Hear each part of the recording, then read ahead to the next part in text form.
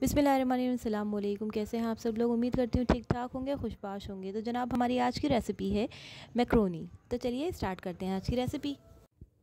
तो मैक्रोनी बनाने के लिए हमने सबसे पहले चिकन लिया है। ये 1 पाव चिकन है।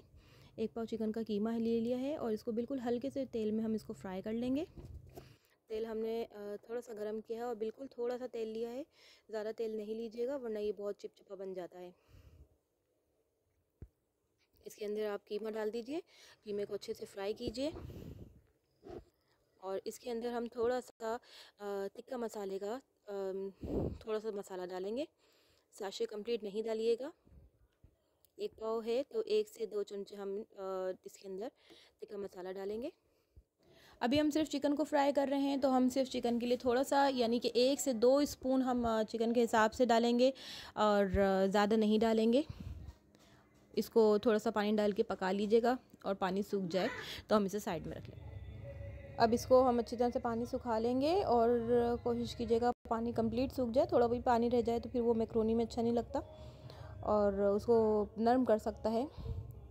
देखिए जी, पानी बिल्कुल सूख चुका है। अब इनको साइड में उतार के रख लेंगे और अब दूसरे पैन में आप मैक्रोनी डालिए। मैंने पूरा 1 पैकेट डाला था बैक पॉलर मैक्रोनी का और उसके साथ मैंने स्पैगेटी को थोड़े थोड़े से छोटे छोटे पीसेस करके डाले थे। यानी कि एक स्पैगेटी कंप्लीट अगर स्टिक लें तो उसमें से मैंने 4 पीस करके डाले थे। तो ये मैक्रोनी स्पैगेटी का कॉम्बो मैंने इस तरह से बनाया था और ये बड़ा अच्छा लगता है, बहुत डिलीशियस लगता है। मैक्रोनी और स्पैगेटी को मैंने कंबाइन करके इस तरह से बॉयल कर लिया था, थोड़ा सा नमक और थोड़ा सा तेल डालकर।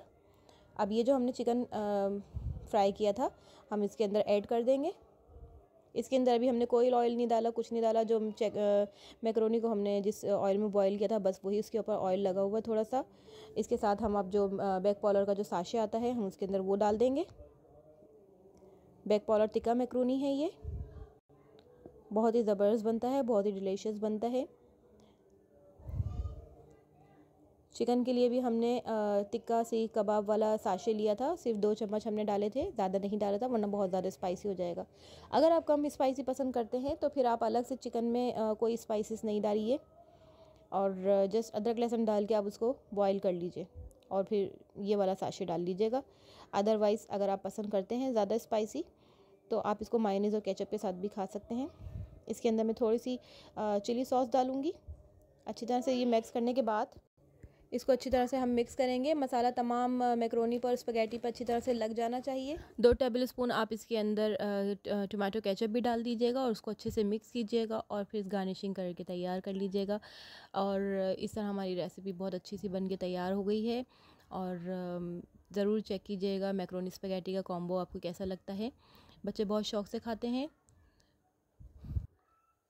और बड़े भी बहुत शौक़ से खाते हैं। ट्राई कीजिएगा। अपना फीडबैक ज़रूर दीजिएगा। वीडियो कैसी लगी ज़रूर बताइएगा। अपना ख्याल रखिएगा। अल्लाह हाफ़िज़।